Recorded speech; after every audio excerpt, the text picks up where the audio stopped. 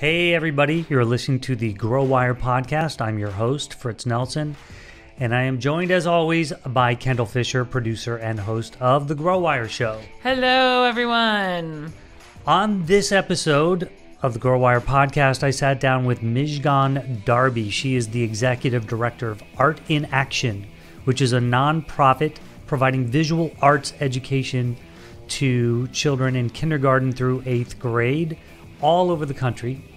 And we discussed how the organization started in 1982 and its successful growth over the last 37 years, which Darby explains couldn't have happened without the organization's volunteers, board, and donors. It takes a village. Yeah, I thought that was so interesting, the way that she talked about how they're at the backbone. You know, they only have 10 people at their company. Yeah. You know, at the organization. They need their volunteers and their board members. Yeah. 10 people, and yet they grow. Art in Action has made arts education accessible to 86,000 students in 500 schools and in over 30 states. So we talk about how that happened. And Darby herself, with her extensive history working at not-for-profit organizations, opens up about the keys to nonprofit success, which includes being transparent with donors and maintaining a strong relationship with the board. Indeed, indeed. All of that is coming up next. You're listening to the Grow Wire podcast, a place where you will learn the ins and outs of growing a business, running a business, or even taking your big idea, career, or personal development to the next level. It's all possible. Our host, Fritz Nelson, the editor-in-chief of GrowWire.com, will take you on an exploration of growth through candid conversations with some of the most brilliant minds in entrepreneurship, entertainment, business development, and more. Whatever your goal, we know you'll walk away with the right tools to help fuel your journey of growth. Before we get into this episode with Mizgon Darby from Art in Action, we want to thank our sponsors over at Hint. If you don't know about Hint yet, their brand is all about making the everyday more enjoyable. It started when Kara Golden, Hint's founder, needed a way to drink more water, but wanted flavor without the sugar and sweeteners that come in most drinks. So she created Hint Water. It has just a hint of flavor from real fruit essences without any of those added sugars or sweeteners. Everyone at the Grow Wire office is a big fan of Hint Waters. I like, in particular, the peanut butter flavor. Fritz, we've talked about this. That does not exist. It sounds better than rutabaga, though. I like the pineapple flavor, and also they just got a sparkling flavor with ginger, which sounds amazing. Well, why don't you go try them out for yourself? You can do that by going to hint.co/welcome to get 30% off your first purchase. Kind of bossy, don't you think?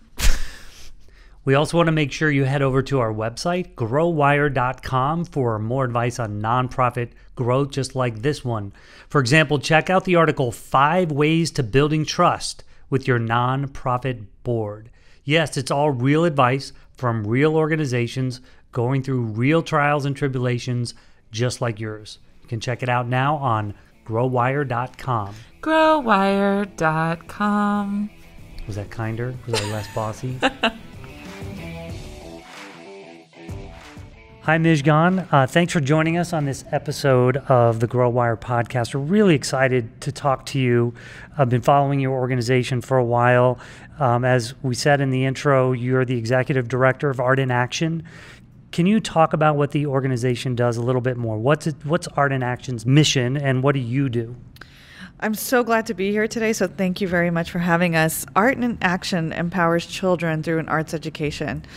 The organization was found 36 years ago now by a mother who essentially did not see any arts in her daughter's classroom. And from there, it's grown from one classroom to now we have over 600 schools in 32 states serving over 85,000 students. How did you gain notoriety back in those early days?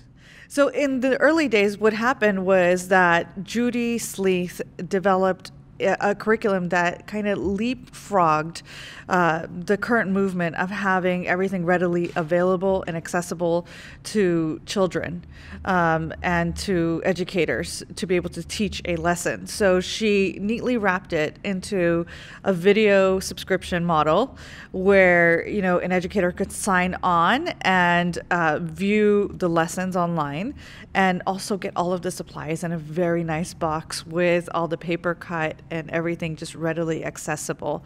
So the educator does not have to spend any time going and searching for any of the materials. What did that look like in 1982, though? We didn't have the web back then, so... Right. In 1982, it was in the form of a book. Okay. And then as soon as the web became available, she started to develop the videos herself. And like I said, she kind of leapfrogged this whole movement. Right. So, what was there before? Was it just teachers trying to make their way through trying to figure out how to teach kids art? Yeah, so there was no arts education at that point in a lot of schools. 6 million children did not and still do not have an arts education because of the funding cuts that occurred during that period. So we went from, schools being able to provide arts education to schools cutting it entirely. And what Judy did was fill a void by having parents in the local schools start teaching the program. So there was an element of parent engagement that has still carried the organization forward, where parents learn about the lessons, they trade off with one another in the classroom, and they are able to teach the lessons to the students. Got it. I want to go back for a little bit because before we get into more of the program, because it's fascinating to me. I think some of these problems still exist, that, the arts are still not, we like to say that they're valued, but we really don't ever follow through on it quite as much. But why did the funding never happen back in those days? What was the barrier to that? The barrier became prioritizing other subjects more than art, because art seemed like it was just a secondary thought, like students did not need it. And that's still very much the case now. A lot of people believe that art education is really not needed. It's supplementary. We hear a lot about literacy being at the forefront, science, technology, engineering, and math, but never art. And what we're missing there is the critical skills that art builds. It builds the skills of critical thinking, problem solving, innovation, things that children need in the future workforce that they lack if they don't have art. So we know, I think all of us here, we believe in that, but what is there scientific research that points to that?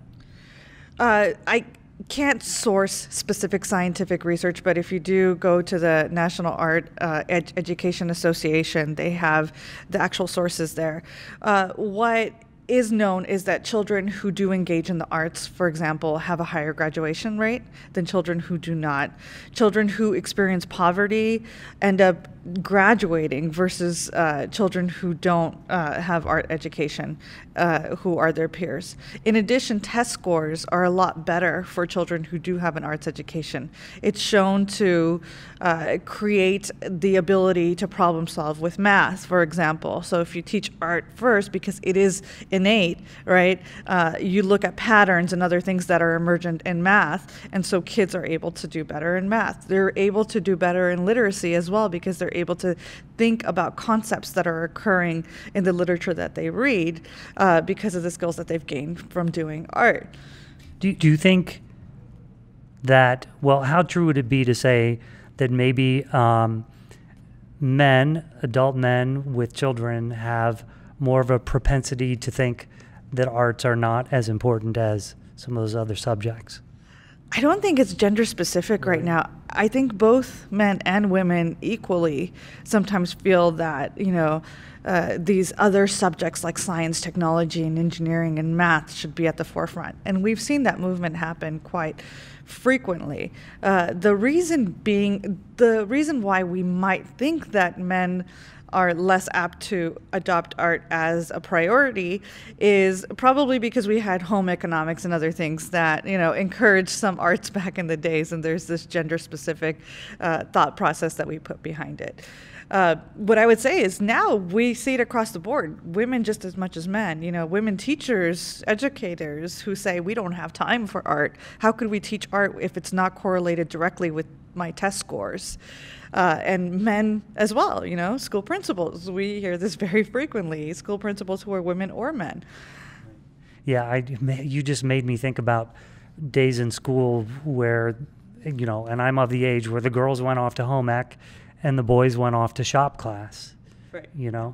But I'm also wondering, like, there was also a notion, at least when I was growing up, that the jobs that would be available for people who were poured themselves into art were fewer, harder to break into, or obviously lesser paying than those other jobs. And so I wonder how much that factored into not encouraging the arts. Absolutely. And a lot of people still think of it in that manner that, if you study art or if you engage in art young or put an emphasis on art, then people grow up to be poor, starving artists, right? That's the cliche.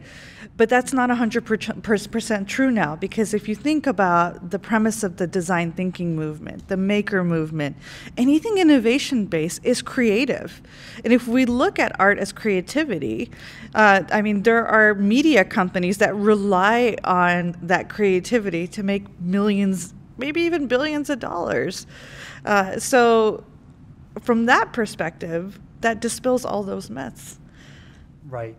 And as you said earlier, it's not just about what job you're going to get. It's about developing those critical thinking skills. Right. Yeah. Absolutely. So let's talk a little bit about how the organization got off the ground in terms of funding. It is a nonprofit. So back in the early days, how did Judy raise money? Back in the early days, luckily in the demographic area that Judy had started the organization, which was in the Atherton type of area of California, there was a lot of women who were very interested in funding it. So we had a lot of individual donors who came forward. That has changed a little bit now. So now we have a very good mix of corporations, foundations, and individual donors, but also selling the product to schools who can afford it. So our model encourages an earned income that comes in and helps support the overhead or the G&A of the organization, which is very rare for a nonprofit because we're self-sustainable in that respect. And now we take donor money and 100% of that goes to our programs and our grant goals. I got you. So the donations that come in fund the program, and the money that is paid by the schools that can afford it help the organization subsist. Right. Gotcha. That's an interesting model. And you have a lot of experience in nonprofits. Are other nonprofits built that way? Is this unique? There are very few nonprofits that are built that way. It's beginning to emerge more and more now, which makes kind of, looking at finances and other things a little bit more complex. So what were some of the lessons that were learned in those early days of trying to raise money? That it's difficult. It was difficult then, and it's difficult now. And to raise money for art education is just complex. Those same myths that you kind of mentioned earlier still exist. There's this thought process that it's not as important as the other subjects. And so what is, however, different now than it was in those earlier days is that a lot of our corporate partners are beginning to realize what creative resilience means and how important it is to their workforce currently and in the future. And so they're more on board. I noticed, I did look at the donor page, and a lot of them are tech companies, but tech companies who are building products that are about creativity. I mean, there is that intersection, and I think Apple probably did a great job of calling out that intersection of science and art. But when you think about video games, it is a great combination of artistry and mathematics and physics. People who design video games have to understand mathematical concepts as well as artistic concepts. So I wonder, are you seeing that change at all, at least because a lot of your donors are from the tech industry? Yes, we are. So recently we had an event called Object Art. It's an annual event that we have where we honor an art visionary. This year we celebrated the intersection of art and technology specifically. And our two honorees were former employees of Pixar who had been there for the last over 20 years, and they recently retired. They developed Pixar in a Box. And so the reason we wanted to honor these individuals was, one, they embodied exactly what it meant to be in the intersection of art and technology. They used technology to be able to, for example, make the hair flip in a Disney movie. But, they had to work with the artist to be able to create the hair to flip in the Disney movie. So they understood how creativity is critical to even developing that technology and how you have to work with creative teams in the technology sphere. And the same goes for other companies. I mean, the big tech giants, they need creativity in order to innovate their new products. Self-driving cars don't just exist. They have to sit there in a room and conceptualize various things that require that side of your brain. So if we think about it from that perspective, we're engaging in creative processes every day. So we just need to make it less of a complexity and something that's foreign to us and more something that's innate in us that we nurture. Right. And I think also the thing that a lot of companies like Pixar are realizing that you have to not just have these people, but you have to teach them how to work together. Absolutely. Right? So in classrooms, what a great incubator for making that collaboration happen. Right. In classrooms, children learn differently as well. And one thing that art does is that it creates confidence in children. So let me give you an example. A couple of weeks ago, I visited one of our grant schools. And there was a little girl who was sitting there who was literally unable to speak English. She spoke another language. She spoke Spanish. And she was very timid at first. And then she was given this art project where it was a perspectives project where she had to write her name. And she was writing her name and she was really creative around it. And she literally started to come out of her shell and just explain what she was doing with such a voice that I would not expect from this little quiet girl who was sitting in the corner. But that's what art does. It helps transcend boundaries, be it, the intersection of art and technology, be it languages, or be it your points of view on different topics and subjects. It is quite literally the language of humanity, and we have to nurture it as such. Do you think that's innate in everybody? Like, I can't draw. I mean, if I was taught how to draw, do you think I could? Yes, absolutely. We start out by drawing. We start out as creative beings. I think Pablo Picasso even said this, right? Everyone's an artist. It's how we remain an artist when we grow up. So it's in all of us. And we see that in our children. If you observe a child, the first thing that they do is they draw their lines and they think abstractly. And then at some point we're taught to think that, oh, I'm not good at this. Well, there are things that you can do that allow you to kind of go back to that place. And one of them is just taking a moment just to doodle. So. Yeah, for sure. Well, I do that. Then I throw it away. We interrupt this episode of the Grow Wire podcast to thank our sponsors over at Blue Microphones. Everyone has a story to tell, and if you're a storyteller, you probably know Blue Mics for their iconic Yeti microphone, which has helped millions of people find and amplify their voices just like I'm doing now. If you're thinking about creating your own podcast, you need to check out Blue's new Yeticaster, the complete mic and boom arm system ready to connect to your laptop, bringing the ultimate broadcast studio setup to your home or office. That's what we use here at the Grow Wire Santa Monica Studios, and we really do enjoy recording with them. They look beautiful as well. To get your hands on one of these setups, visit bluedesigns.com and use code PODCAST at checkout for a special price. You mentioned some numbers earlier about the number of schools and the number of states. How many children would you say Art in Action has served so far? Oh, gosh. Over the years, it's been in the hundreds of thousands. What we do is we look at the numbers that we serve every year. And in one given year, we do about 85,000 students. Wow. So there could be schools that still continue the program that we don't know about, that have had the program previously. We don't like to double count numbers, but right now with a staff of about 10 people, it's 85,000 students. Gotcha. And I also think, correct me if I'm wrong, saw a stat that 50% of the schools served are in maybe underserved communities? 51% of our schools are in under-resourced communities that are experiencing poverty. And that's very important to me because as a child of refugee parents who grew up in an under-resourced neighborhood, I was exposed to art in a very different way. I had a speech problem growing up because of the secondary trauma that I experienced from my parents' assimilation. They did the best that they could in life, and but nevertheless, I mean, being an immigrant is very hard, and growing up as the first person in my family to be born here was difficult. And so I had a stuttering problem, and one of the things that they did for me at school was art therapy.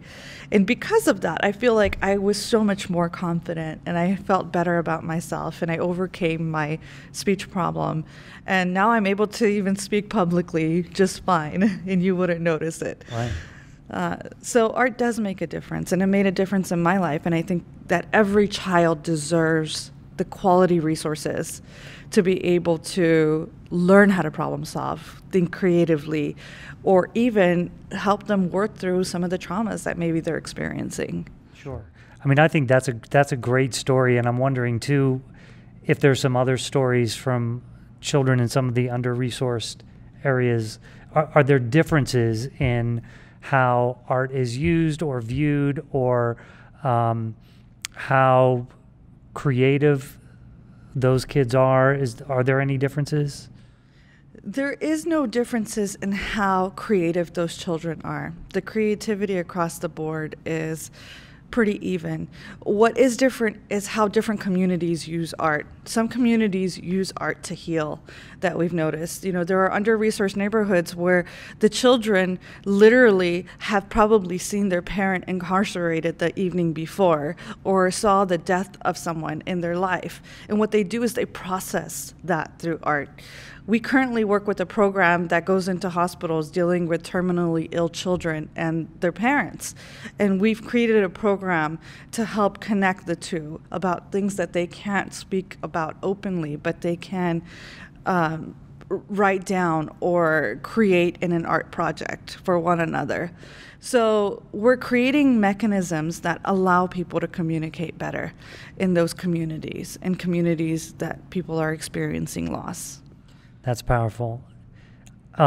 Let's talk a little bit more about the program. You went through some of the supplies and the subscription and the videos, but let's break that down. I'm trying, thinking back to my childhood of, which paste tastes the best, but what comes in the kits? So we have all of the paint, the brushes, any kind of paper that the educator will need. All of the beads, supplies, and instruction sheets. And then on top of that, we provide an online subscription that has videos, teacher notes, journals, like a step-by-step of how to teach the class if you need it, frequently asked questions, an art gallery of how other teachers have hacked the program and how they teach it, a shorter version of the program, a longer version of the program if you want to expand it, and any other resource you could probably imagine about the artists that we're teaching. So our program is very keen on quality and ensuring that the art that we teach is really premised in history as well. So we do teach a lot of history behind it. Our new lessons are the same way, except what we're doing with the new lessons, the art and STEAM, art and cultural understanding, art and healing, is that we're pulling from local artists who are in those particular communities that we're teaching, and we're adopting and adapting their best practices to teach the subjects. And we're using upcycled materials that are being diverted from landfills. Can you talk about that for a minute? How are you doing that? So we have a program that we have implemented where we are receiving materials from companies or places where they would otherwise dispose of them into the landfill. And we've created lessons that are flexible enough to use a certain criteria of material to be able to then build the art based on those materials. That does a few things. One, it allows more accessibility. If a teacher wants to source those materials on their own, they can. And two, it helps the environment.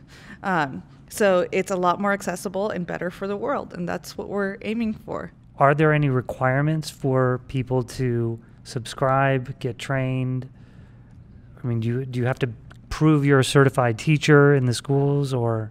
No, we actually use parent docents. So the only criteria is to have commitment. Everything else we'll provide to you. Would you say parent docent? Docents. Docents are parent teachers who teach art for us. So, we like have that a word. volunteer base. I'm going to have to use that word later in something. I don't know. I love that word. So we have a parent volunteer base of people who have taught the program over and over again for their children. And then we have people who have their children have aged out and they just want to teach it at any school.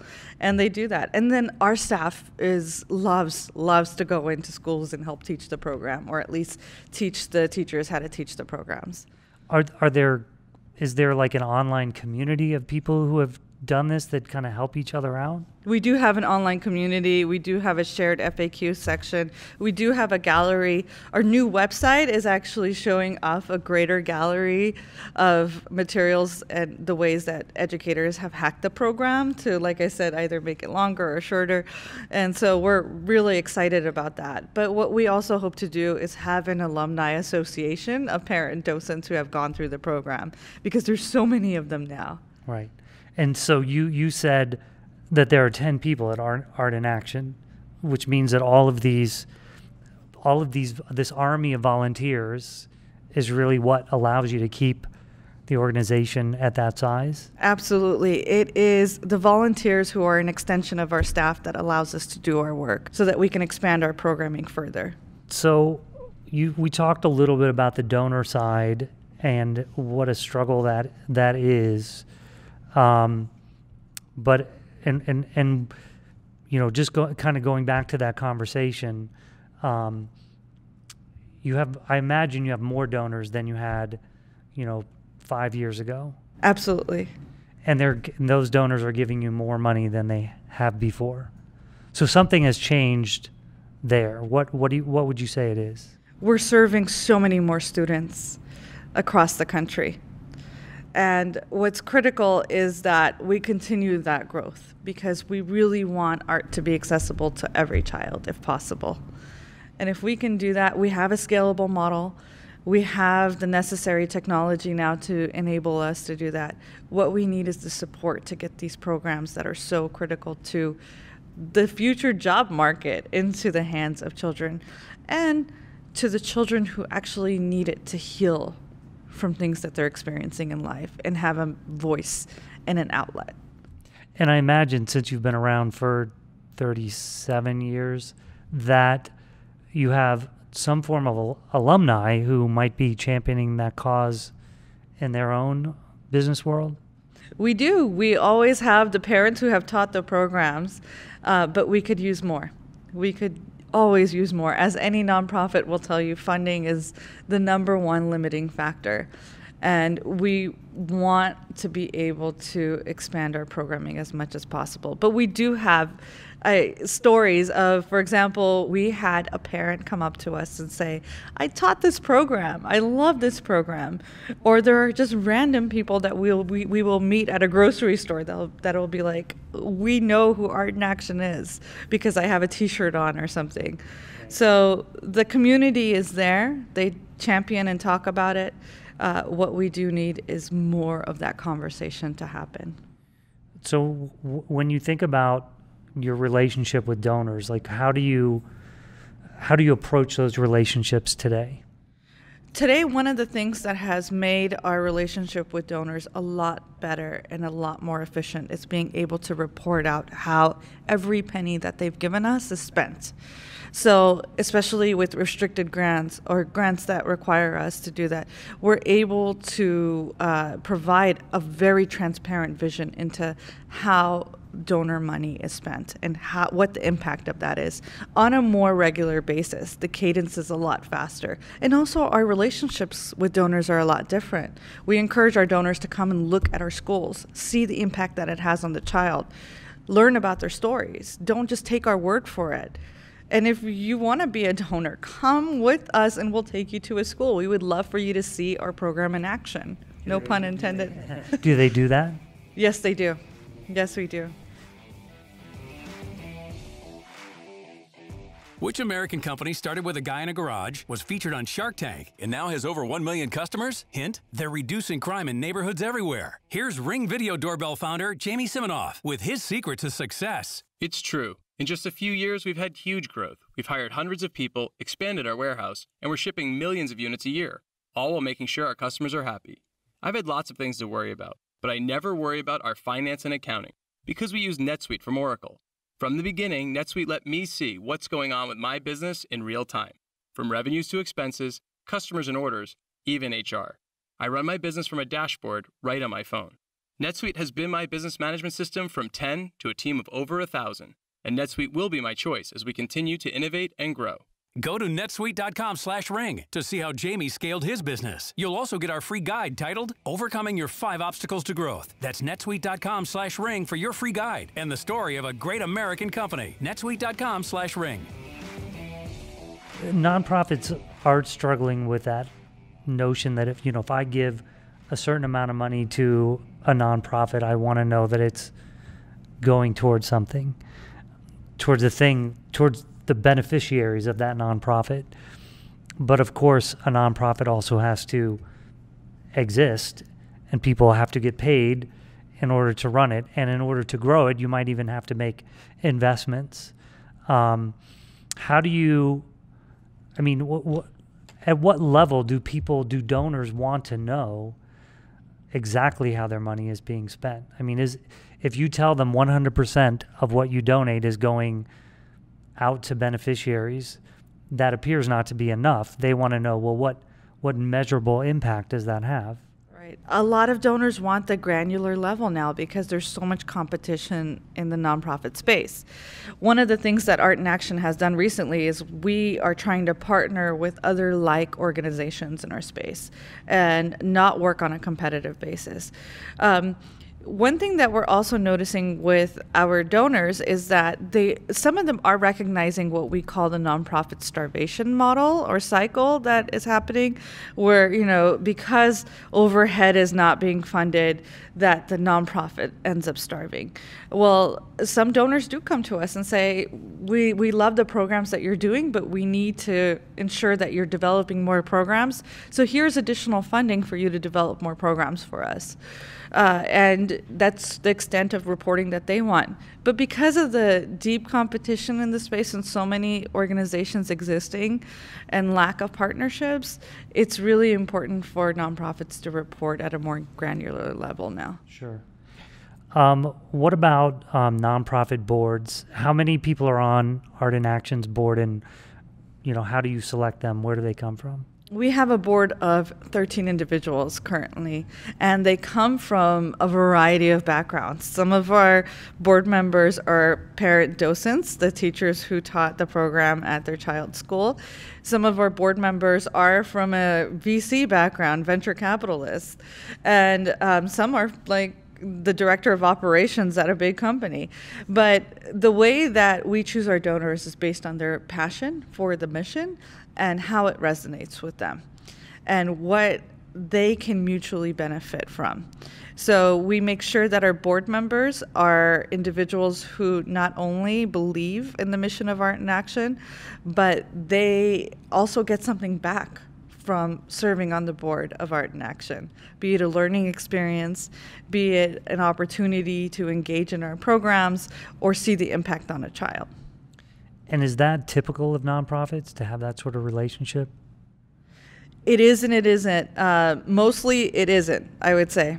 Mostly it's, the nonprofit doesn't think about what can you give back to your board members, whereas we frequently think about what can we give back to our board members. How has the relationship with Art in Action's board played a role in the organization's success? We could not do what we do without our board of directors. And as a new executive director, I've only been an executive director for 2 years. I might be in the nonprofit space for much longer, but had I not had the mentorship of my board of directors and the kind of reporting and transparency that they require and the accountability that they have on the organization, I don't believe that we would have been successful. And so I'm very grateful to their diligence and thoroughness. So let's talk a little bit more about the volunteers. We've talked a little bit about that, but how do you find them? I mean, the notion of a volunteer is they volunteer, but you kind of need to coax them out, I imagine, a little bit. We are in such a central location in California. Being in Menlo Park and being surrounded by these wonderful companies, there is great social impact programs around us where companies are required to spend a certain number of hours with nonprofits. Luckily, we've been able to establish a relationship, some of them being from my previous roles, some of them being from my, currently just going out to the corporations and asking for volunteers. But we're able to get a lot of people who come in through those programs. The other thing is because so many people have taught our program, they're familiar with it. So they suggest it to their teams. And just having parents who have their children going through their programs from schools. PTA parents come to our office and they bring their children even, and they participate in a day, or they are either curating materials for us or they're packing a box. And to get artists or people who are in the arts field, maybe even from some of these tech companies, they're interested as well? Yes, absolutely. Like I said, we just recently established a relationship with the honorees from Pixar. We're hoping that we continue that relationship. But there are creative groups like the Facebook Artist in Residence program that we hope to work with further, and other groups that I'm sure that we can have an ongoing relationship with. We also have a cool program that we've developed at Art in Action where we have people hack our current lessons. So individuals from these corporations come to our office and they engage in the creative process of one of our lessons and they hack it for us. They find the challenges and the issues, and from that you find one or two creative people in their group that say, hey, I can volunteer with you further to ensure that we're able to codify this lesson, and we move forward from there. Well, that's great. That's great. So you've been involved in the nonprofit industry for how many years?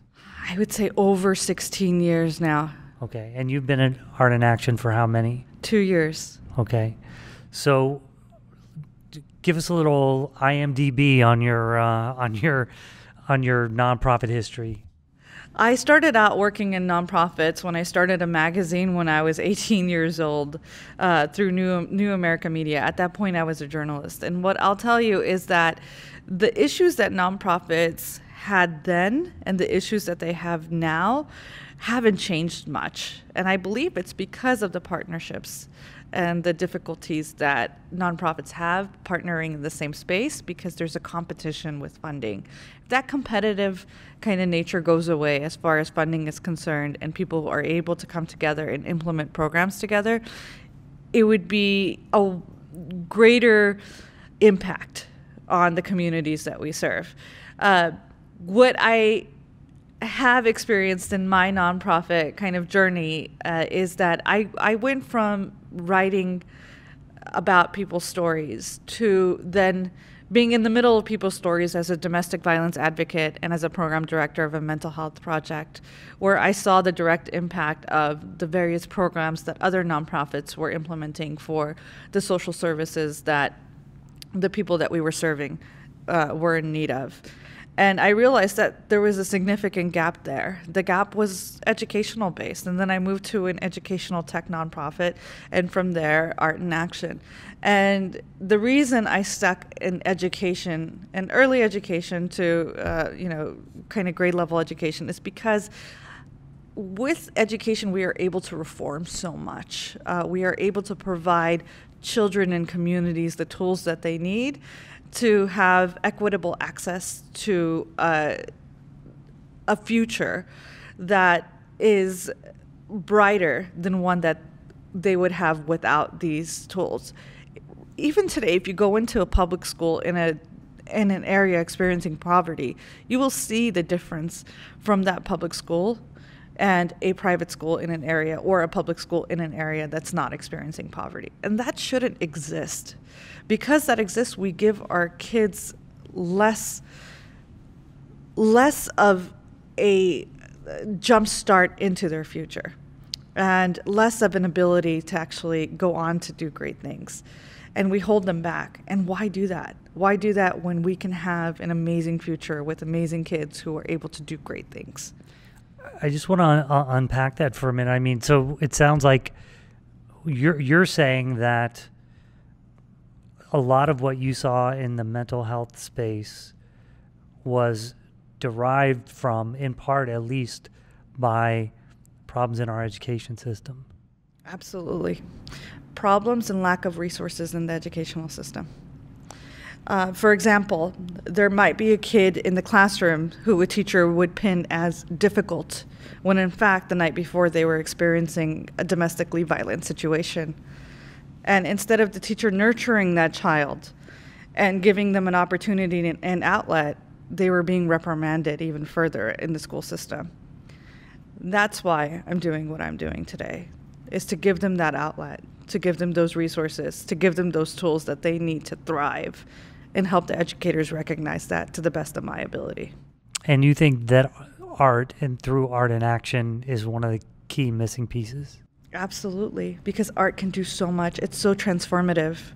And we have, within the last 2 years, we've created an art and healing program that addresses issues such as the one that I just mentioned.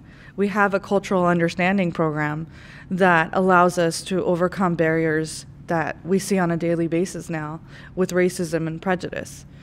And through providing and implementing resources such as this to educators, I feel like we can overcome a lot of our issues. Where do you take the art and healing? I mean, is that taught in schools, or is that taught in some other place? The art and healing programs are taught in schools. They are also taught at a community level, where we have wish trees that we've created in local downtowns. We also teach that in hospital systems as well. So there are a lot of mental health facilities for kids, teens. I mean, is that a good outlet for that? Absolutely. Well? Mental health systems, resource centers for families. These are the types of systems that we're hoping to get into with these programs. And the cultural understanding, where's that? The cultural understanding in the schools, in synagogues, churches, mosques, anywhere that we can possibly implement, we will. And the reason behind that is because we want to create bridges at a time when it's very critical to create these bridges. I imagine that educators are maybe more open to that with a lot of the shootings and things that have really affected children, even who aren't in those schools. I can imagine it must have opened the doors for a program like this. Absolutely. I mean, one of the examples that I gave you was, the night before a child could be experiencing the loss of a parent because of a shooting or incarceration, and then the next morning they're expected to go into a classroom and perform like any other student. That's not possible. We need to address the fundamental issues affecting these kids, and we have to allow them an outlet that doesn't require them to tell me what is going on and be forefront and kind of looking at that individual and forcing them to talk about it. Allow them to express themselves in a manner that gives them time and gives them space, and in a manner that helps them heal. And that could be through art. So you're in 32 states now. Like, how do you, I just hearing you talk, I feel the necessity for this, whether in impoverished areas or not. I mean, you see so many young people who struggle with their identity, with issues going on at home that may not be as violent or as shocking as some of the ones that happen in other communities, so it's still, to them, that's the world they're living in. How do you expand it more, faster? What's the plan? We hope to build additional relationships with schools and with districts and with local politicians to be able to help them understand that these resources exist. And then find a way to create a freemium model that expands to everyone. One thing that is very important is understanding that it's not only limited, like you said, to children who are experiencing poverty. We held an event for girls. We brought our wish trees to an Oracle event, actually, where girls from other schools had just come to spend the day there. And some of the wishes on there were talking about sexual assault. We're talking about middle school girls who are saying, I wish that I was not sexually assaulted. So programs such as this allow children to open up and for teachers and communities to see what's going on without having to directly make them speak, and allows them to open up in a way that's confidential as well. If we can help our local politicians see the impact of art and release funding for arts education, it will be critical to us having these programs in different states. And who works on those relationships with the politicians? Right now, I do. You do? So you're working hard on that. Yeah. How can our listeners get involved? Please contact us. There's a variety of ways that you can get involved. You can get involved by learning about the program, by helping us hack our lessons, by spreading the word on our behalf so that we're now not a team of 10 people. We're an amplified team of so many more because you're talking about us. If you contact us through our website at artinaction.org, or through our social media, we will respond. We have a very responsive and passionate staff. And none of this would be possible without the amount of time that our staff spends. They work very hard. And because we are a lean staff, every single person who is on staff is incredibly passionate about the mission and the direction of the organization. Great. Well, you have inspired me. I hope you have inspired our listeners as well. Thank you for joining us today. Thank you for having me. We certainly are inspired. I just want to go make some art and doodle and stuff. Me too. I want to teach. I think I'm going to get involved. Oh, really? Yeah. Go teach art at schools? Become one of the volunteers? I think that would be Good. really cool. Good. I'll take your class.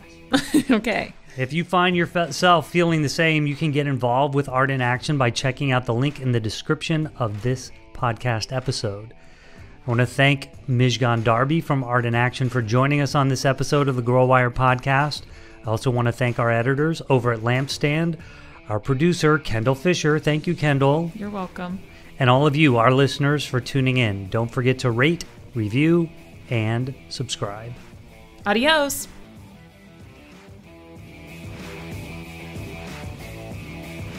You just listened to the Grow Wire podcast with host Fritz Nelson. Make sure to keep tuning in for more episodes full of tips, tools, stories, and strategies to help take your personal and professional growth to the next level. Until next time.